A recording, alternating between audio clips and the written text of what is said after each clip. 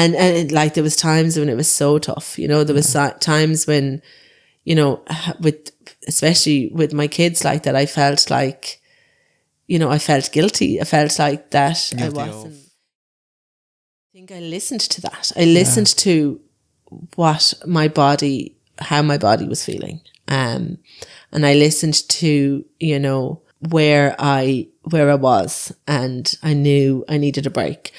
But the old me prior to college would have been like, no, you can't do that. Like there would have been an element of failure. That was kind of, and I remember, you know, the way, like, I remember saying goodbye to people, and I knew there were certain people I would see again. And I knew there were certain people I probably wouldn't, or at least not regularly.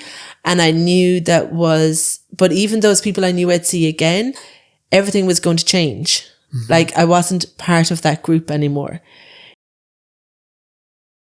Jacinta, hello. Hi, Pavel, how are you? Good. Thank you for coming.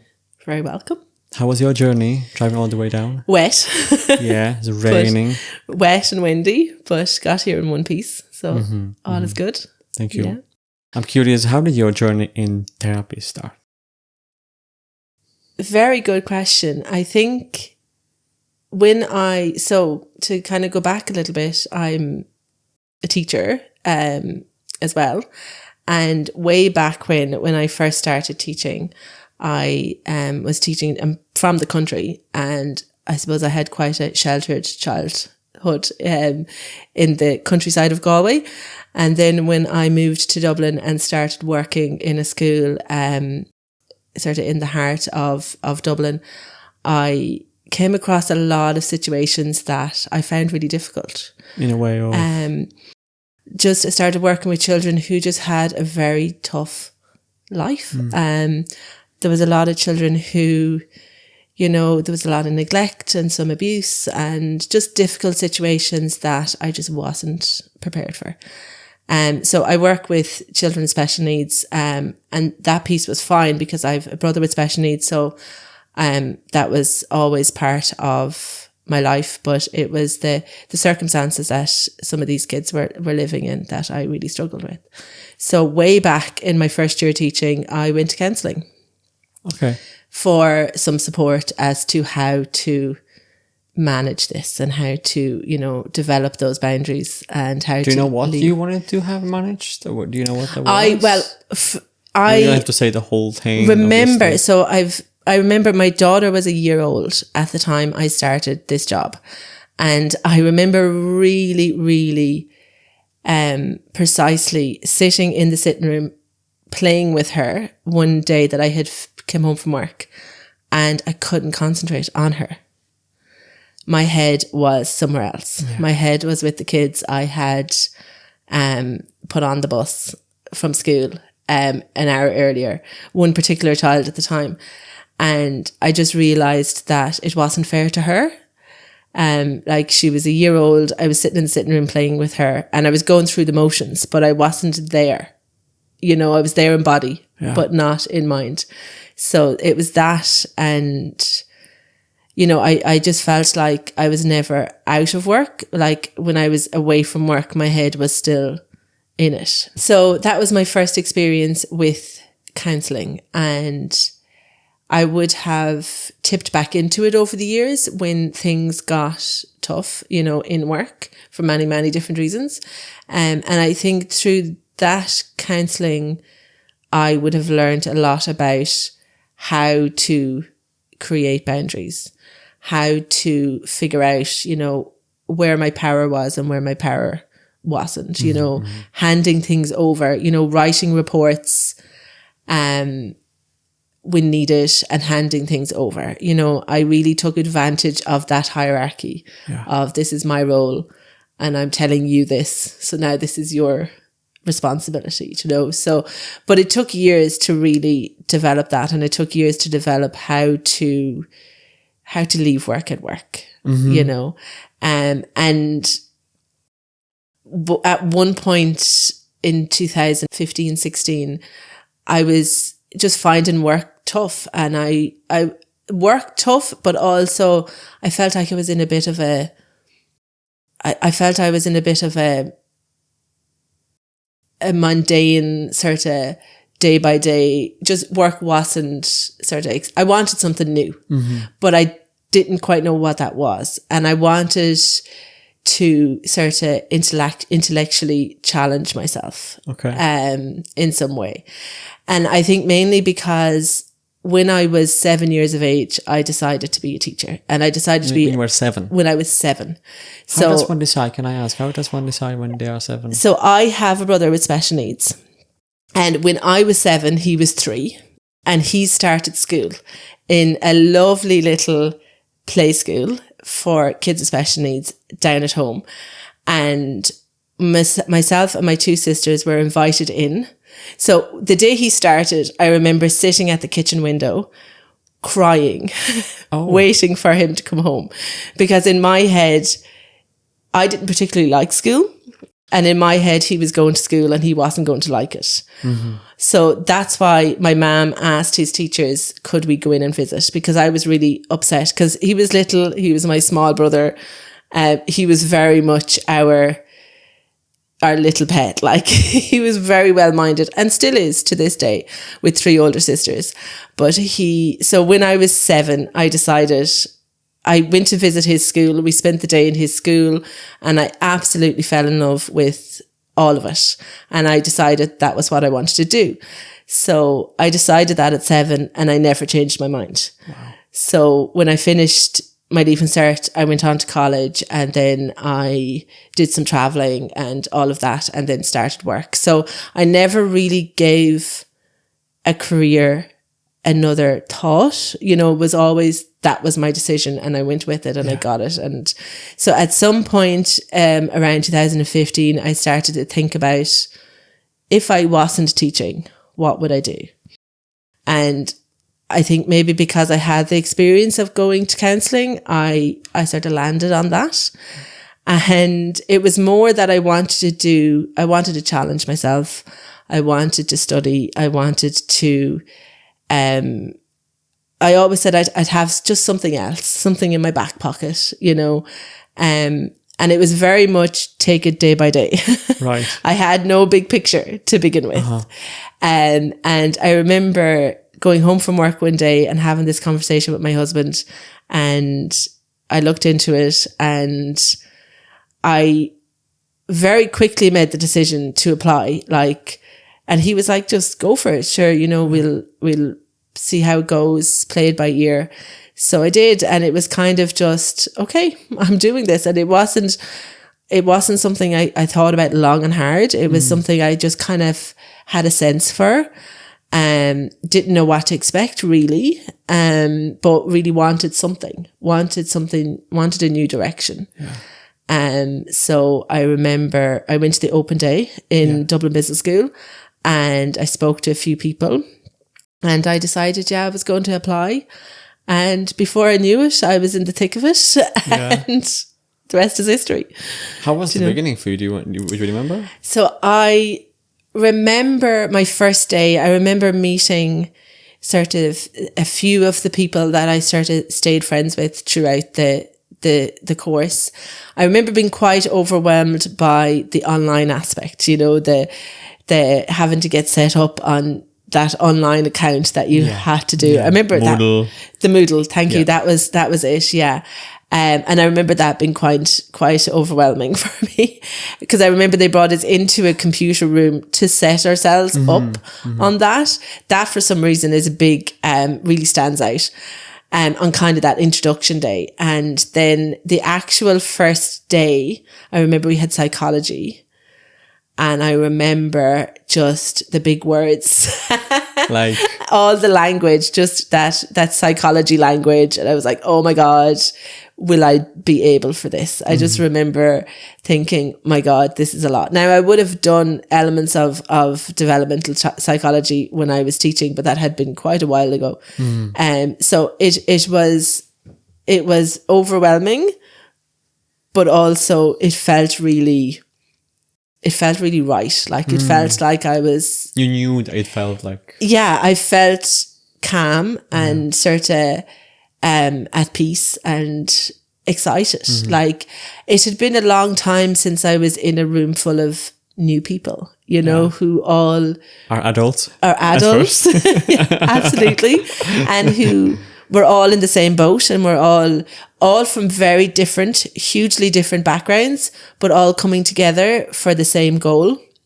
And all of us sort of not having a clue what was ahead, you know, but ignorance is bliss. I think if we knew, we may not have, you know, come back the next day.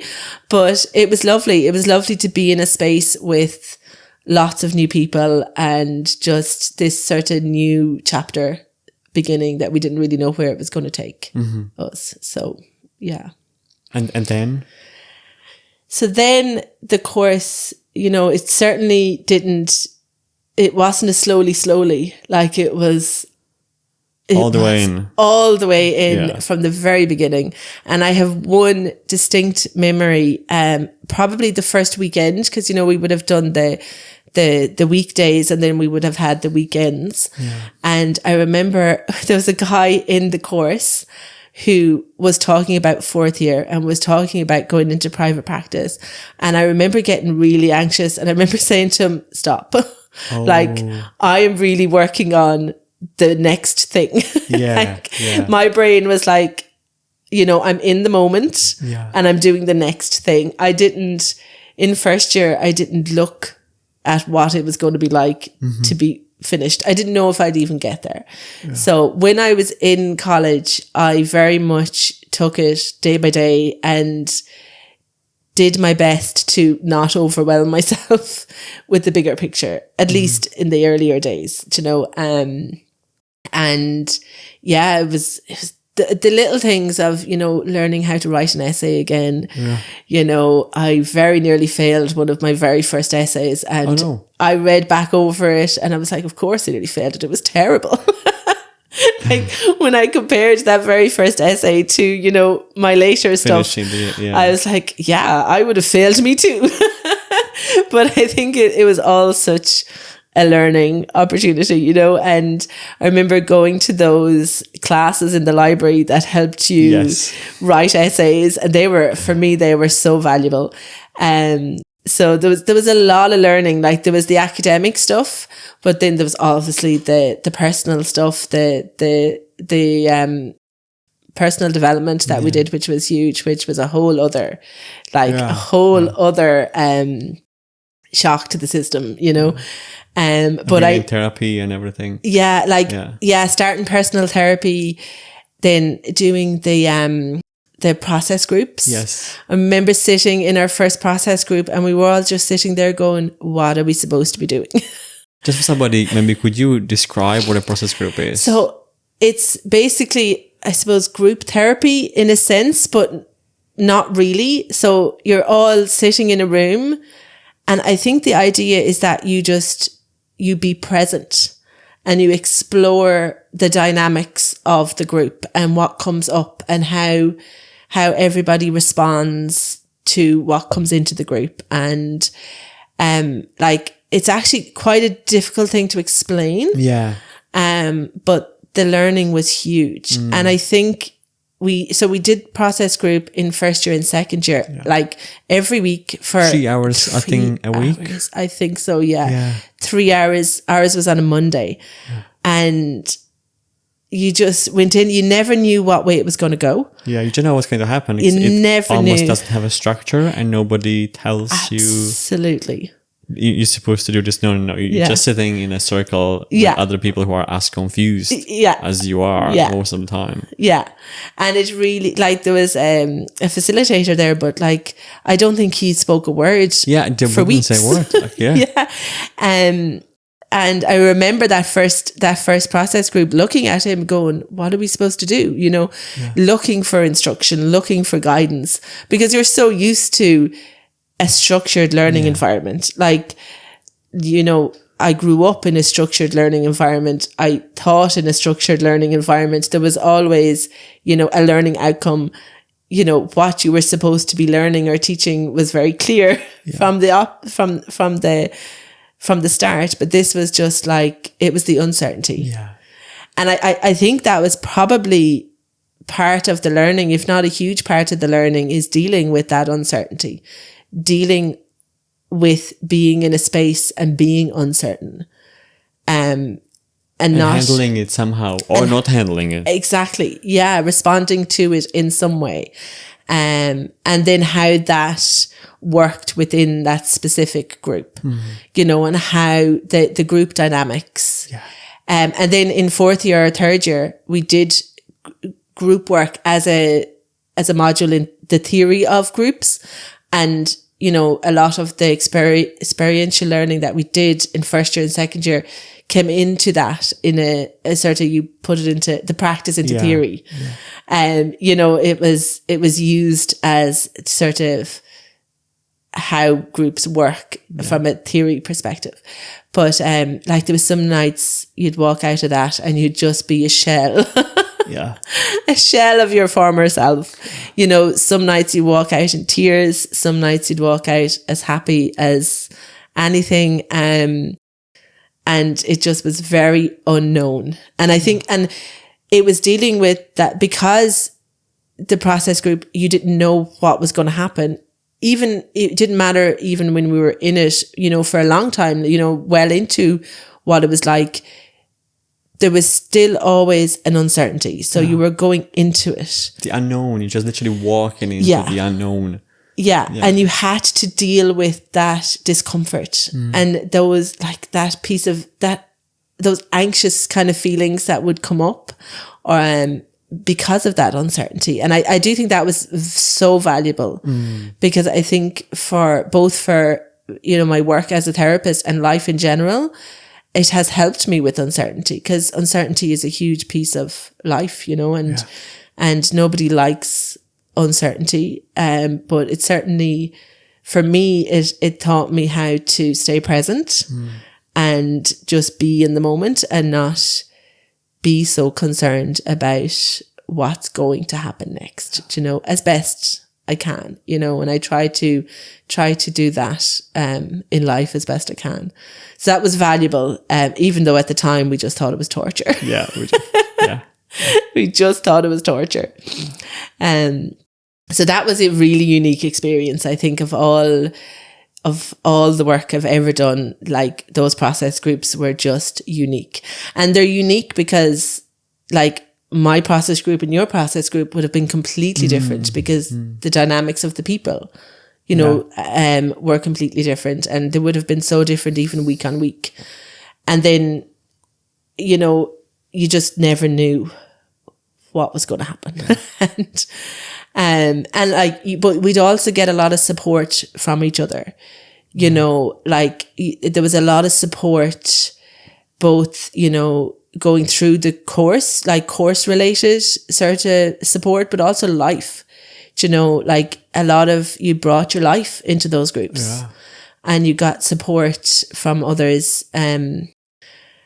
Not all, it wasn't always welcome. There was times when you were like, I don't want to hear that, you know, but that was all part of it. And yeah, so it was very valuable.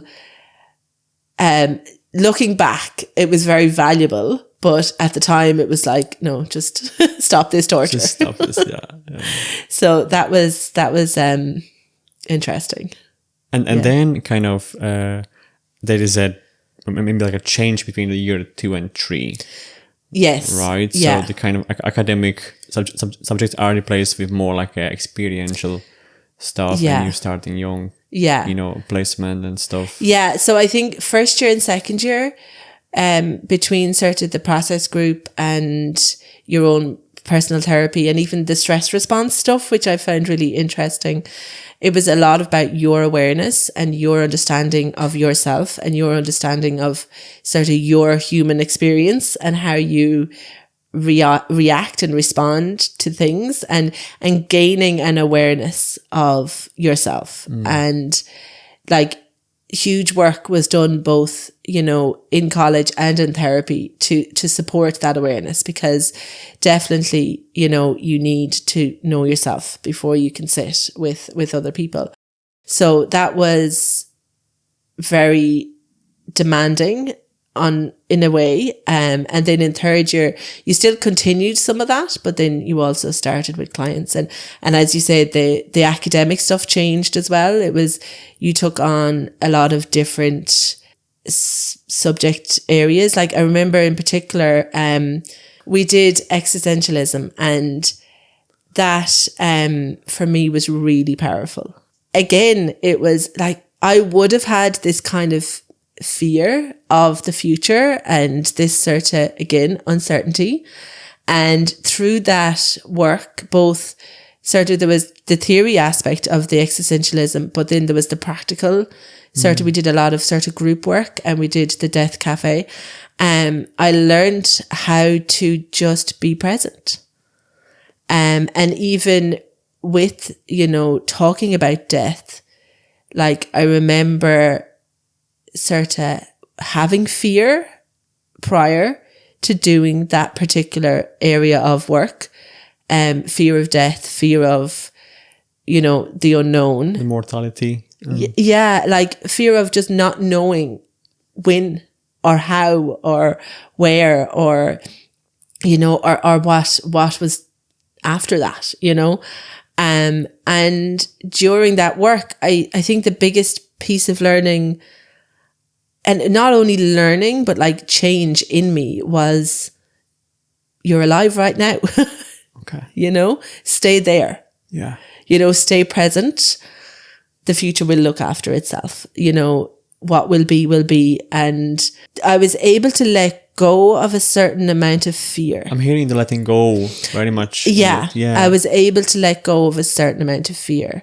And that for me was quite powerful, to be able to just not be living in a future place, to be able to stay present, and I remember that, I can't remember specifics, but I remember that doing that Death Cafe we did it in the canteen in the college, and we had coffee, and people, I think like we sort of, there was different activities or different questions that we were asked. There was a menu, right? Yes. That long ago. And then we'd move to different groups and do different, answer different questions or do different activities. And it was really insightful. Like, I wish I could actually remember it in more detail, but I just remember it being very interesting, and listening to other people's opinions and listening to other people's sort of trail of thought, was very eye-opening for me at the time. I guess it isn't like a regular thing you discuss all the time. Yeah, what exactly. You think about death, dying. And it's interesting because so that was third year that we would have done that piece. And in second year, or no, it was actually first year, I lost a close family member. And I remember I was in college at the time, and, I had to postpone some of my exams at the time. So I think I needed that, work around death came for me at a really good time. I think I was in a good place for it. I think if it had been a year or two earlier, I might have been ready for it. But I think it came at a good time, and gave me an opportunity to really explore certain pieces that I hadn't maybe ever explored before, so it was really interesting.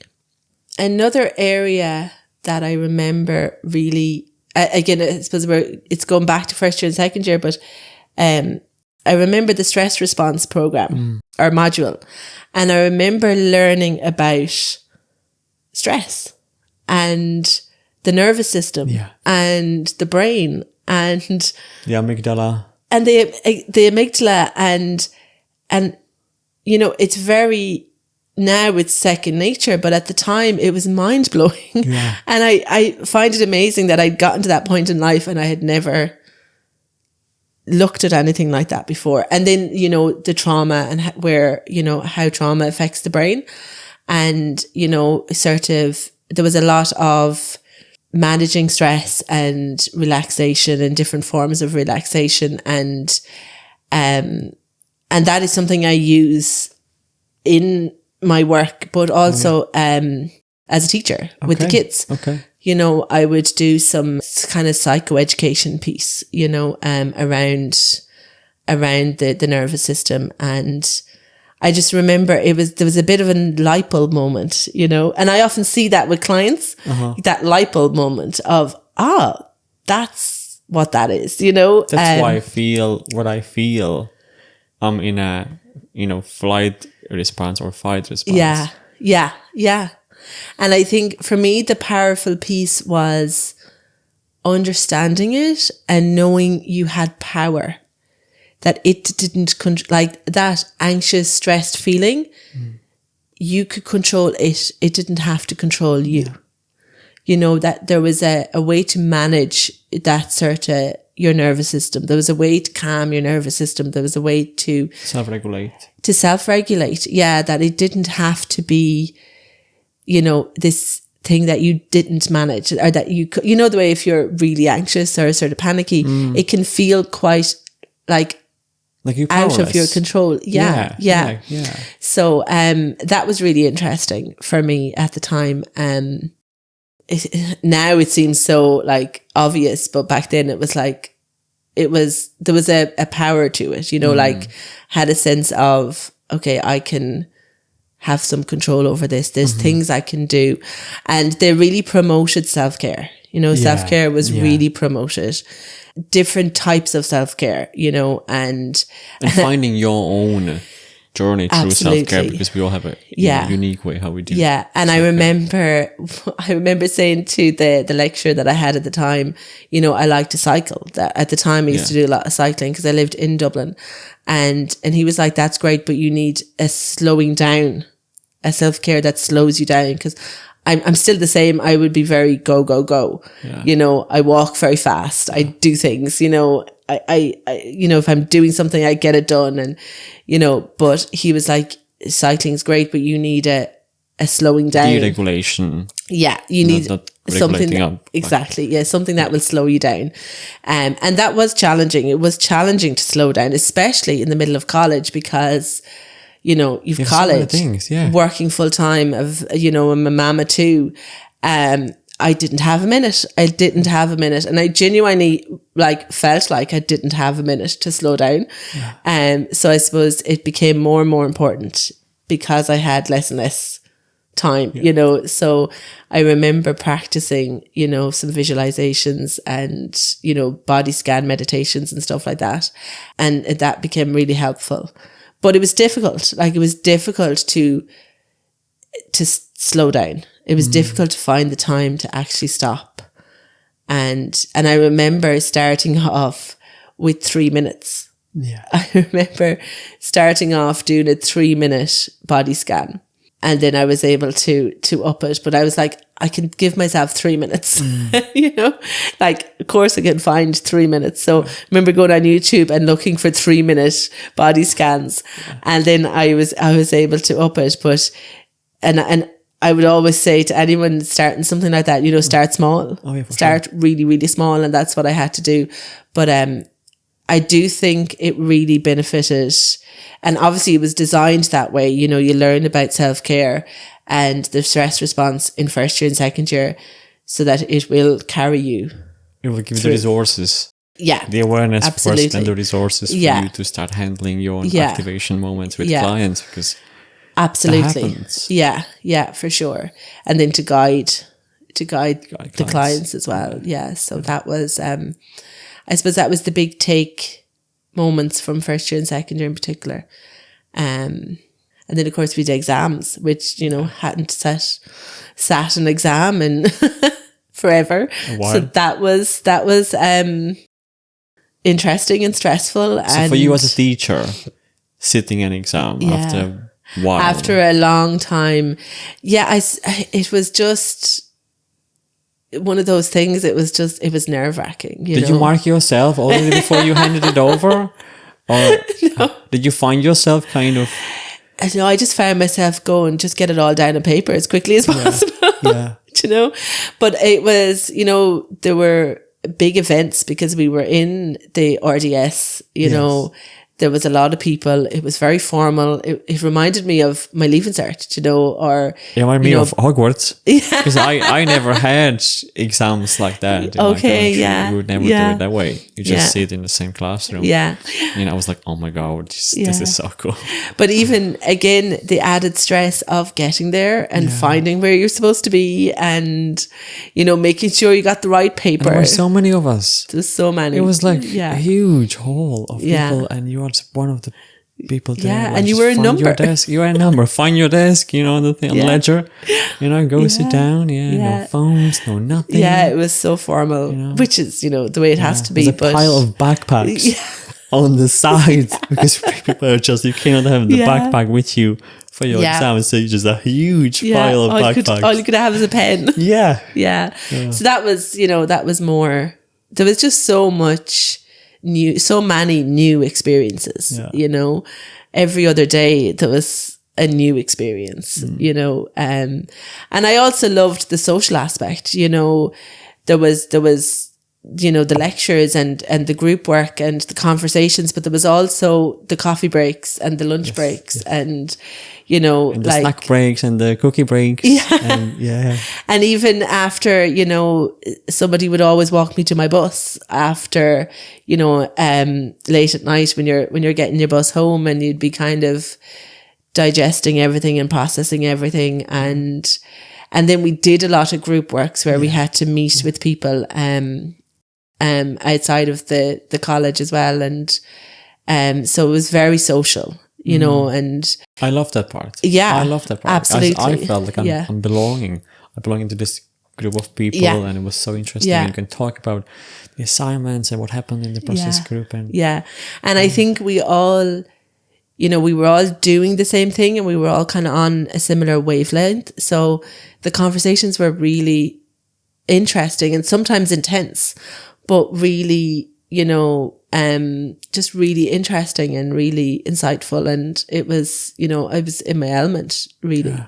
You know, there was never, I remember thinking back at the end of college, and there was never a time that I didn't want to go into college. Same. You know, Same. I don't think I missed any lectures at all. Maybe one or two if I wasn't well.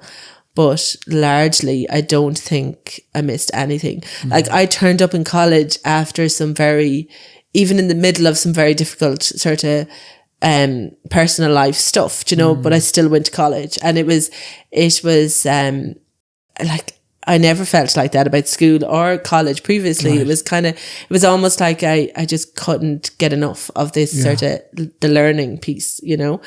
And I mean, you'd be exhausted, like 6 to 9 or 6 to half 9 on a Friday evening after a full week's work. Yeah, and then a full weekend after. And then, all day Saturday as well. So you're going home from 9:30, you get home like 10 or 10:30. Yeah. And Saturday started like, what was it, 8 or 8:30? Yeah, in first year and second year it started early, possibly 8:30, 9, and then I think it started a little bit later in third year and fourth year, but it was all Friday evening and all day Saturday and like a lot. It was so much. Yeah. And then you started your placement? And then in third year, started placement. So I did my placement in SOSAT in Drogheda, which is a suicide prevention charity. And that was great. Yeah, I loved it. It was scary, to say the least. So starting working with clients. So obviously through first year and second year, we did the counselling skills and we you know, kind of practiced on each other. You know, for a little 10-minute fish bowls and here and there, and that was all very valuable and sometimes got intense.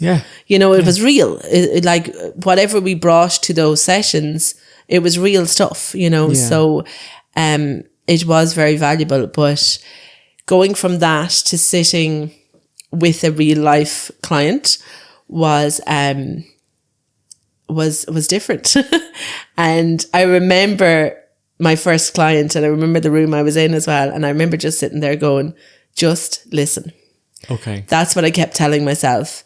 Just listen. You know, you don't have to say anything particular or do anything particular. Just listen. And I mean, you know, usually when you're in a first session with a client, they're sort of telling you their background anyways. So there's a lot of listening anyways, but it's all listening.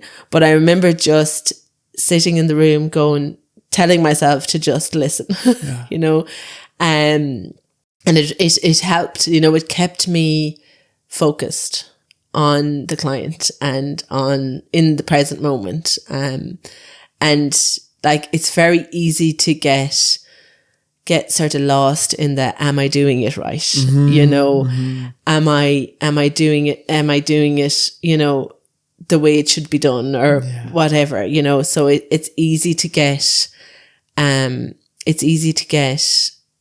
caught up in what you should be doing. So telling myself to just listen was, something I really remember from those. Is it still with you here and there?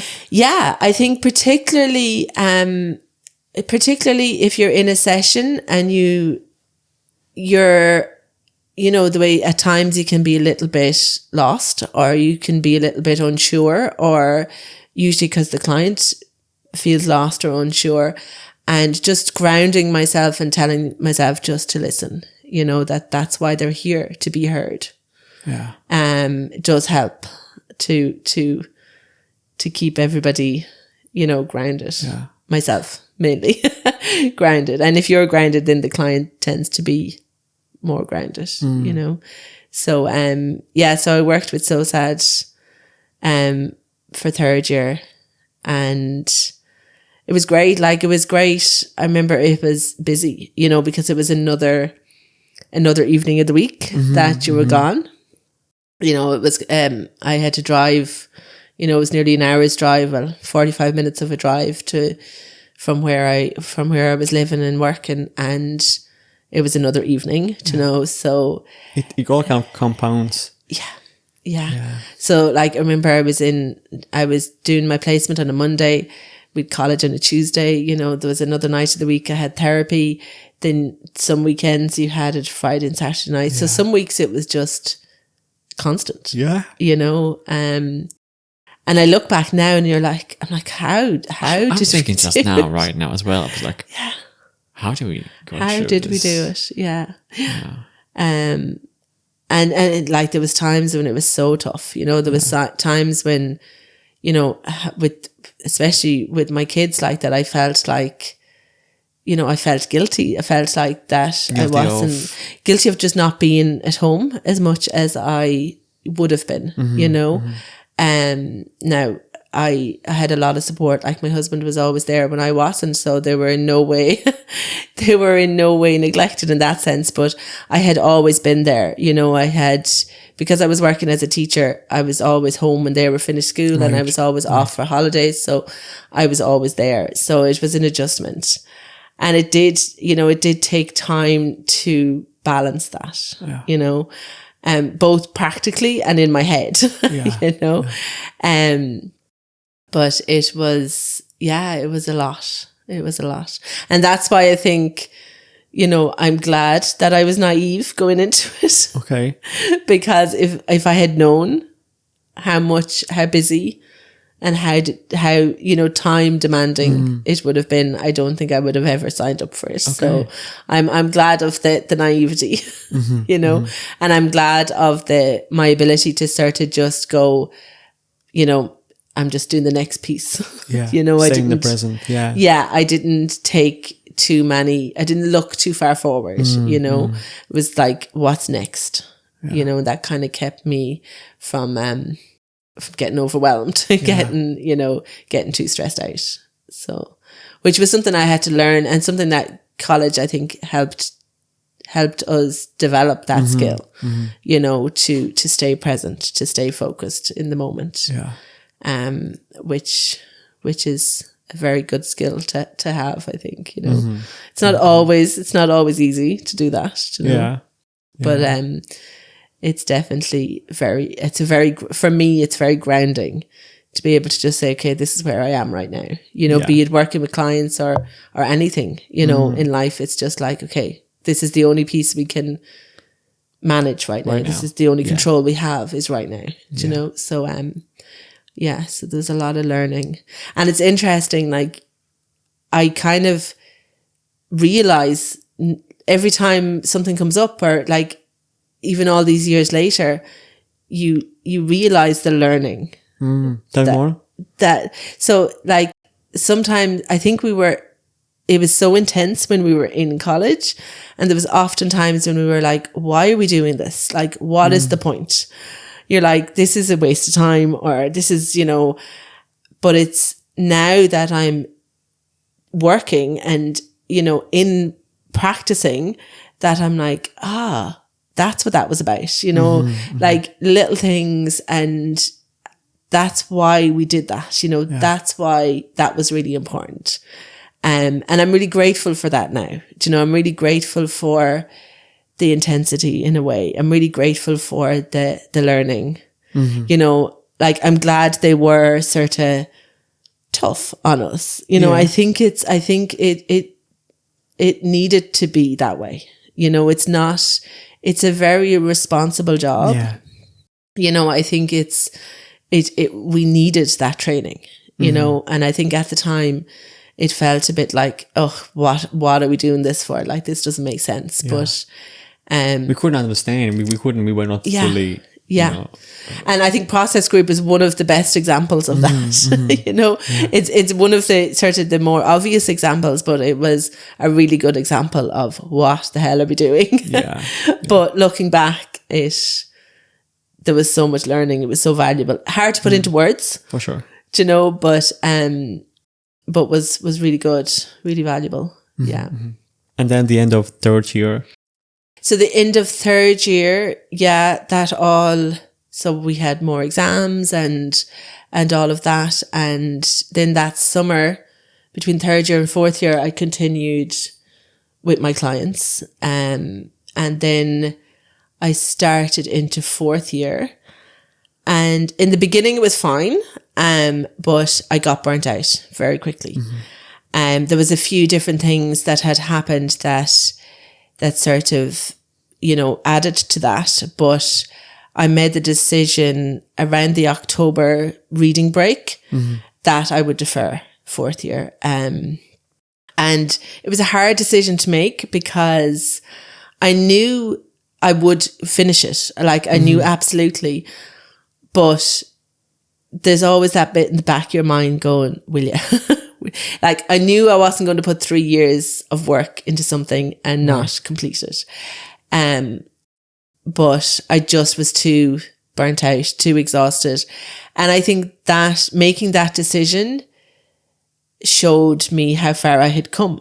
Because if it wasn't for the training and wasn't for the learning, I wouldn't have allowed myself that grace. Interesting. Yeah. Right. You know, I wouldn't have allowed myself to take that break, to step back and say, okay, you know, you need to just pause for a moment. You know, I learned to pause. You saw the significance of what you're going through, what you're feeling in your body. Yeah, exactly. Yeah. And I think I listened to that. I listened to how my body was feeling. And I listened to, you know, where I was, and I knew I needed a break.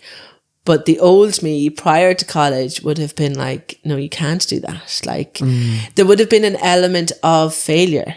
You know, there would have been an element of, you know, that's failure, you know, where come sort of at that point in time in fourth year, I was able to make that decision, and that learning had allowed me to make that decision. Yeah. And it was really hard because I knew I was leaving the group. I was leaving the friends that I had made.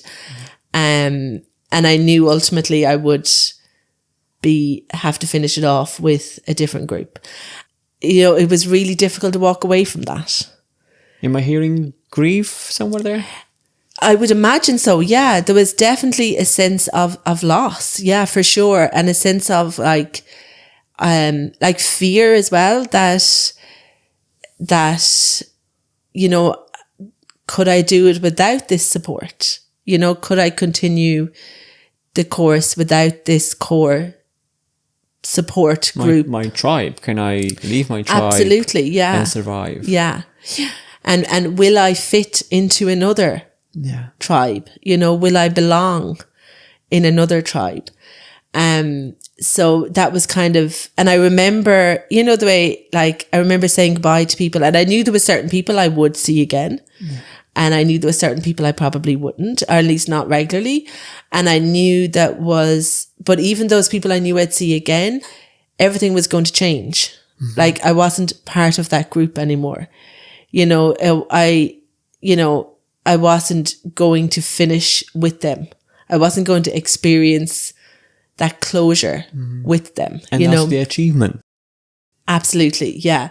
To go from start to finish with that group.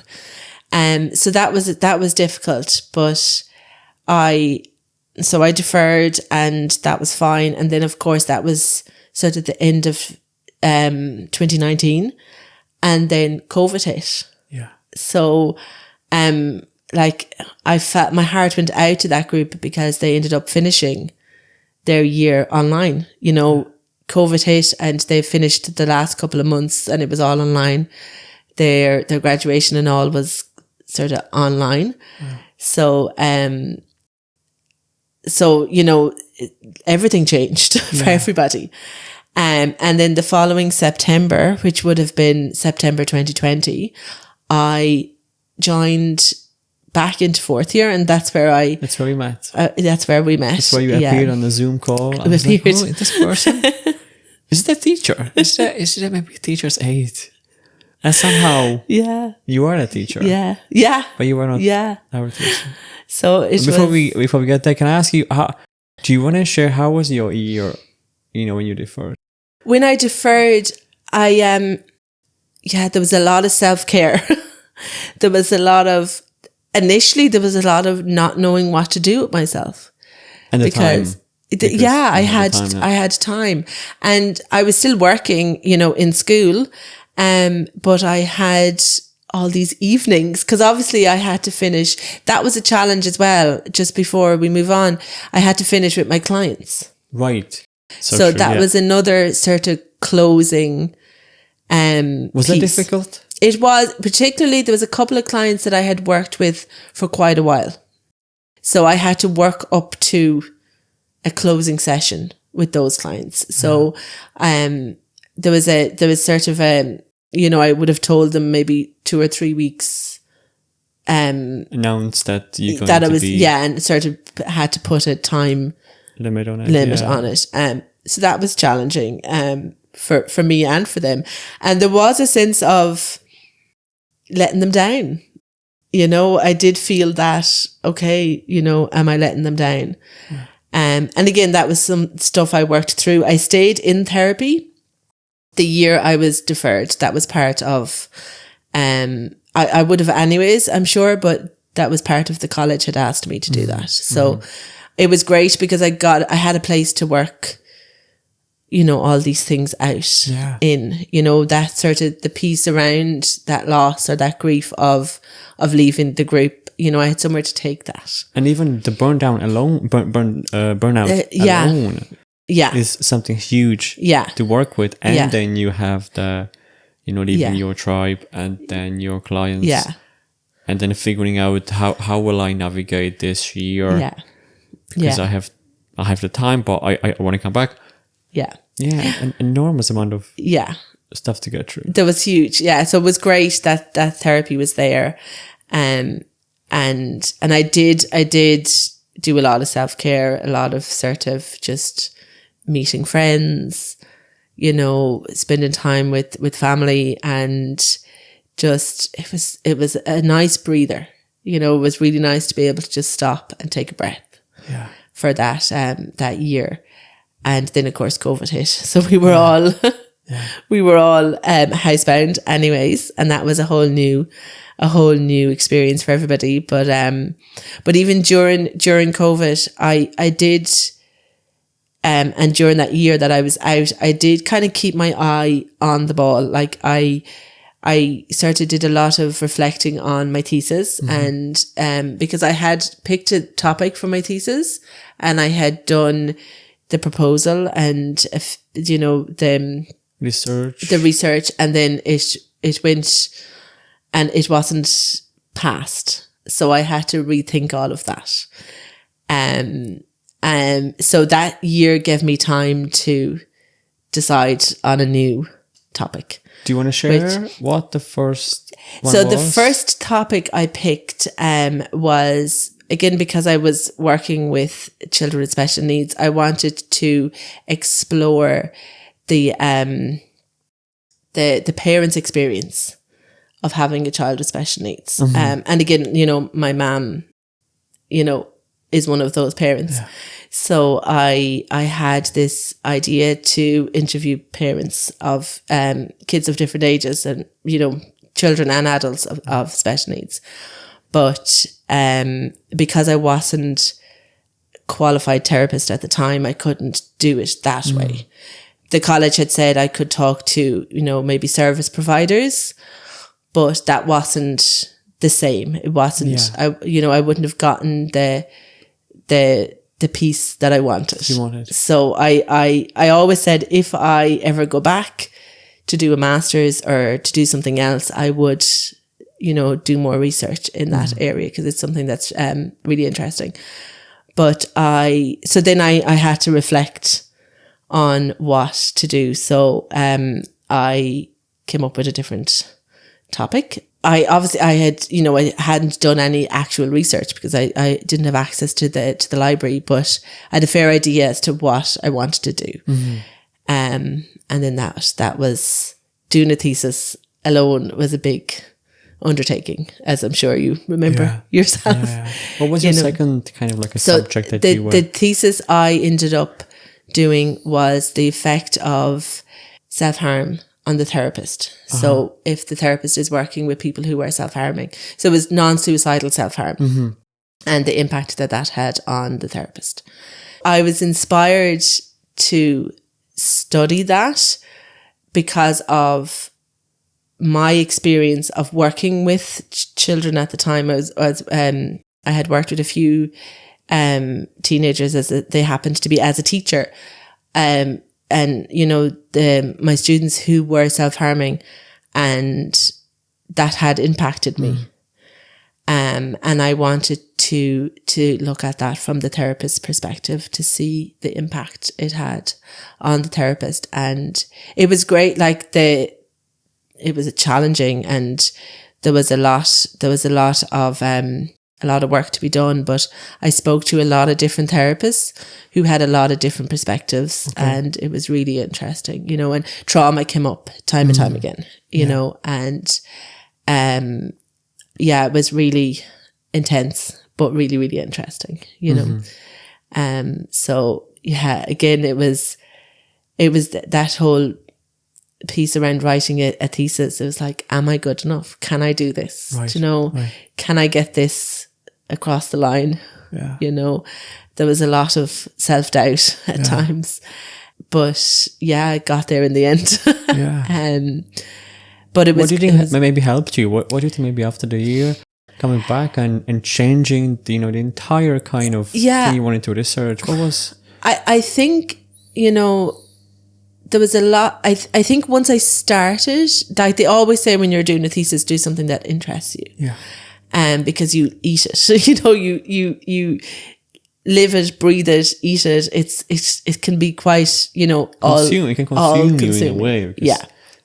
So if you're not interested, and for me, like prior to doing it, I was like, how do I even begin? Where do I start? But the support we had in college was great.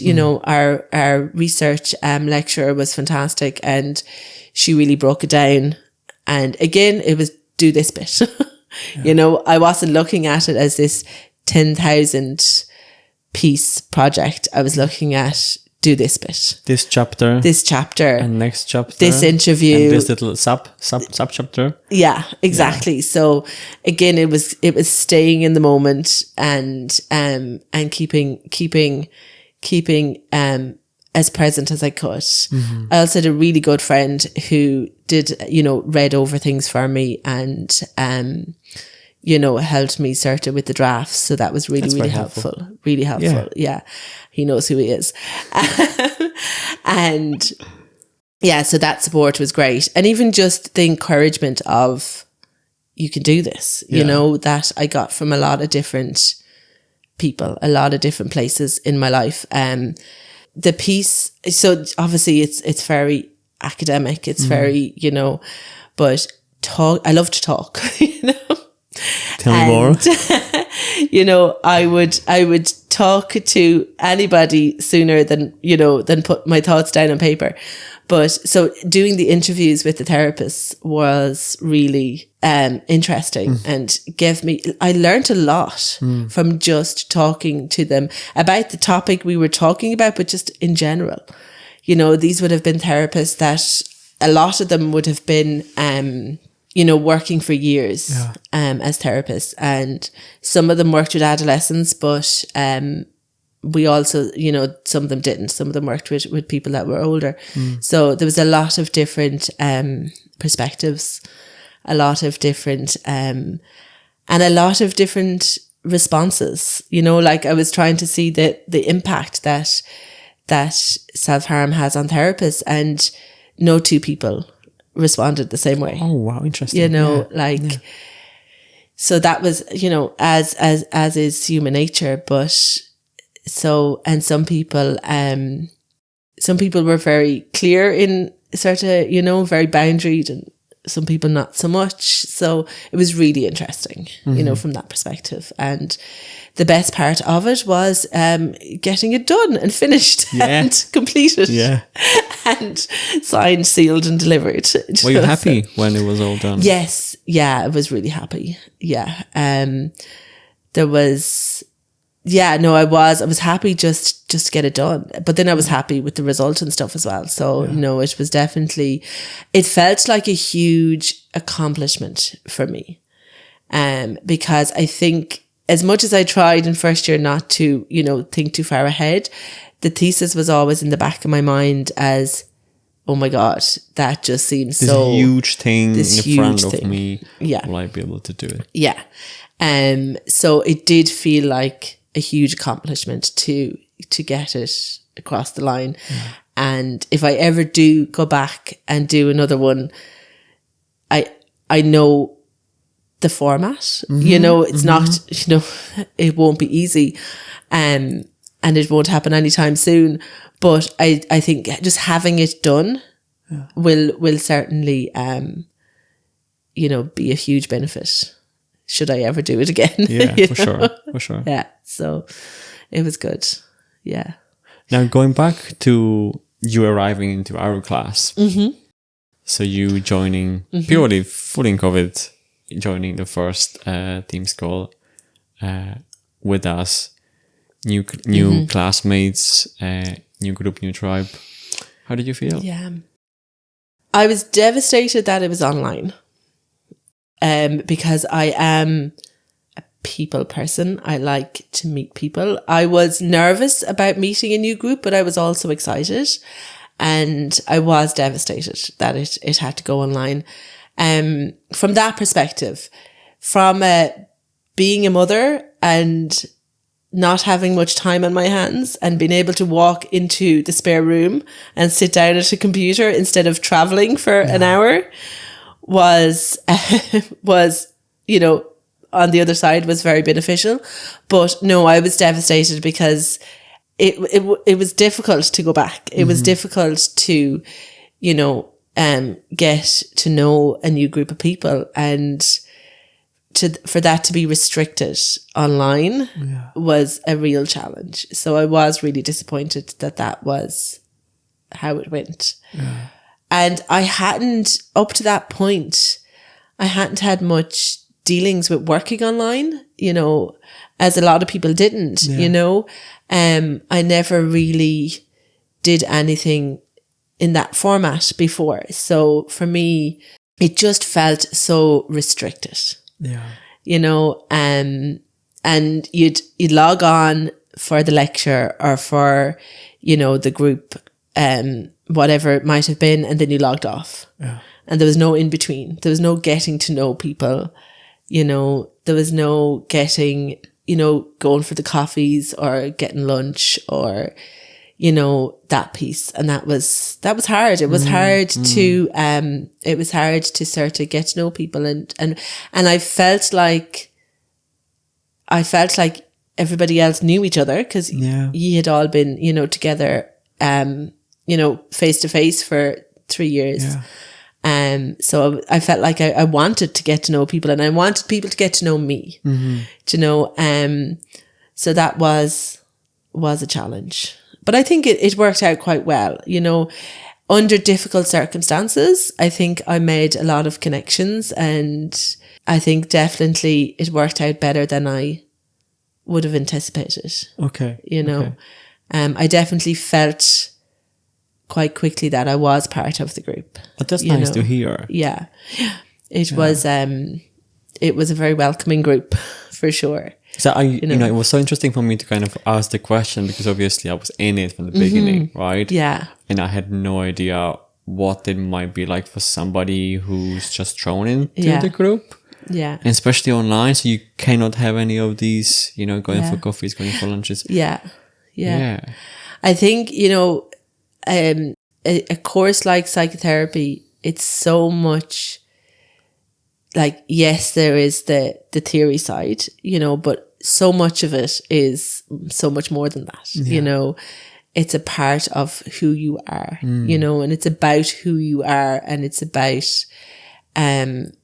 so to have I think as I'm sitting here thinking back, the biggest thing that is coming to my mind is the restriction. Right. You know, and as we were saying, you know, I was a box on a screen. Yeah. You know, and you were a box on a screen for so long, you know, and even just to be a small box on a screen is so restrictive, you know. And even just, you know, being in a group on a screen, and even the practical things of like not talking over somebody or, you know, making sure everybody had their mic muted so that other people could be heard. There was a lot of just, to me, just restriction, and it felt, you know, there was a disappointment. Like I was so disappointed that it was going to go that way, you know, from that perspective. But I think we did it. We did the best with what we had. What we had to do, you know. And in fairness, we did have a lot of group, like we were in a lot of group work together. So we would have met in smaller groups online as well. But that gave more of an opportunity to get to know people when we divided up into smaller groups for different projects, and we had the supervision groups and stuff. So that's right. Yes. Yeah. Yes. It wasn't always the big group, you know, so there was opportunities for smaller groups, but yeah, so, and I think, you know, I'm grateful that I had first year, second year, third year in person. You know, I kind of felt, I remember at the time thinking about the first years going in and starting that way, you know. To be honest, I couldn't imagine if we were to start first year, second year online, especially the process group and the stress response group, how would that be done online? I just having a hard time. Would I like the course at all if it was, and they couldn't choose. They had no choice. People who had no choice. And I think I was really great. By the time you came to fourth year, you know, it was very theory heavy. There was a lot of, it was very, the thesis, you know, so being online was less detrimental, I think, than if you were in first year or second year, you know. And we also had worked with clients face to face. You know, like imagine going into third year and working with clients for the first time online. Wow. You know, and I was really lucky in terms of the client work, because obviously you have to have a certain number of hours. A lot of the clients, I went back to SOSAD for that year, but a lot of my clients didn't want to work online. So I found it really challenging to get clients to work with. but I had a lot of my hours done. So that took the pressure. I did work with some, and whenever SOSED would open, you know, there was periods when it opened and periods when it closed again.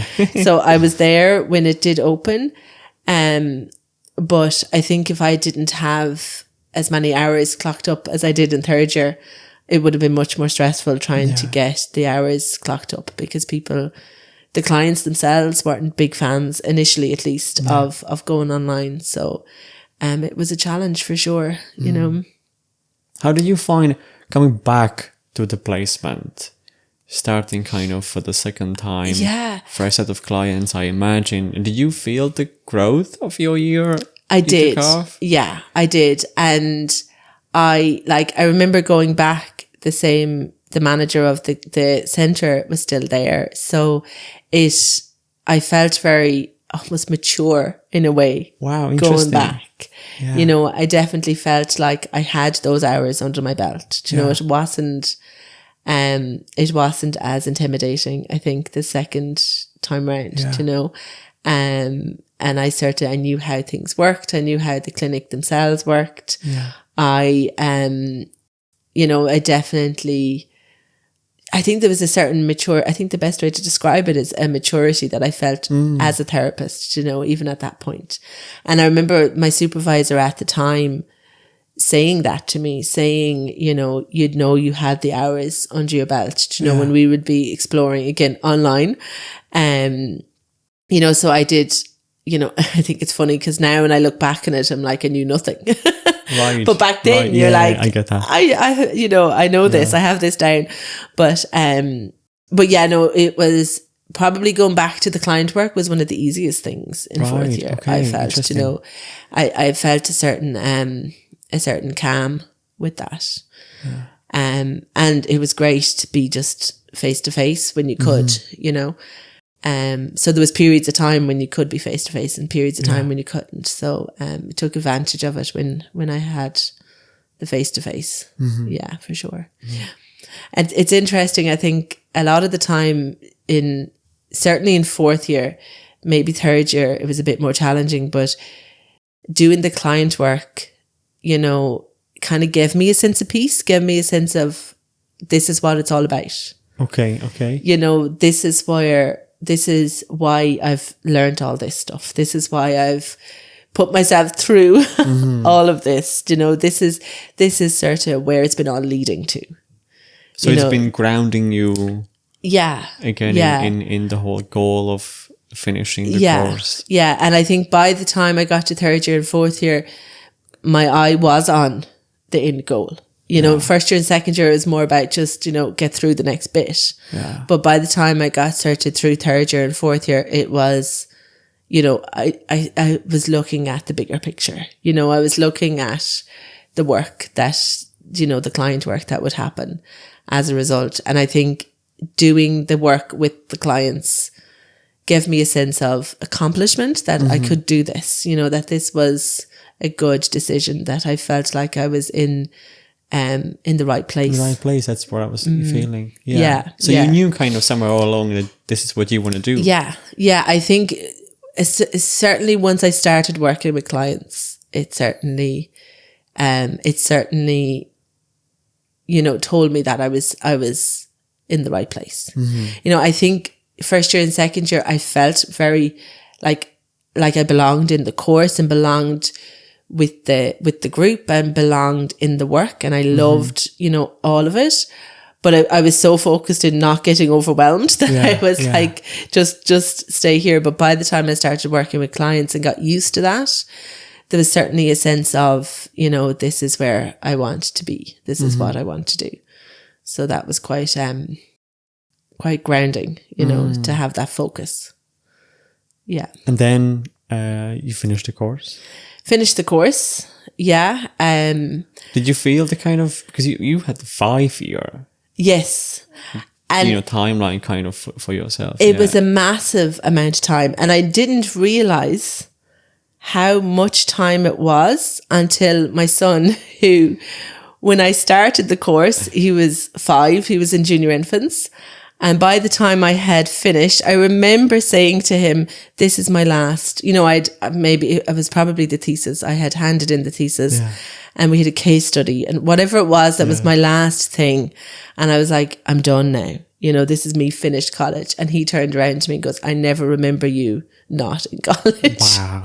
So, you know, 5 years is a long time. Yeah. It is a big chunk of your life. And so, yeah, there was a sense of, you know, relief when you're done. Mm-hmm. But there was also a sense of, now I have all this time. What do I do? Yeah. Do you know? Now, very quickly that gets filled with life. But there was a huge sense of accomplishment, you know, a huge sense of achievement. That I think took me a while to process. Mm-hmm. You know, it took me a while to process the fact that I was done, to process the fact that I had achieved what I had achieved. You know, it did take a bit of time to sink in, you know. But yeah, it was a huge relief as well, just to get it across the line. For sure. You know, to get done. Yeah. I'll be very interested to ask you what happened afterwards, but that's going to be in the next episode. Yay. Brilliant. So we can pause it there. Pause it there. Forgotten. Yeah. To know, never. Sorry. Happens all the time, don't we? Must be getting hungry. That happens. I mean, every single thing we do, it's always, James was very much like, oh my God. And I was like, and then it was my stomach. How sensitive is the mic? How what? How sensitive is the mic? No, I don't think they'll pick it up. But it's just kind of, I just was like. Perfect timing. I know. You probably want to say it again, the whole thing, because you kind of went into laughing. I didn't want to make you laugh, but I was just like. Oh my gosh. Yeah. So what was the part that you found very interesting? You're speaking so well, like the story is just so like. Well, it's just I'm totally trying to pretend the cameras are not there. Are you worried about them? No, I'm not. I'm kind of just in the moment. Okay, we can look at exposure, we can just go and touch it and yeah. No, I'm say hello to the camera. Hey. Pretending you're not there.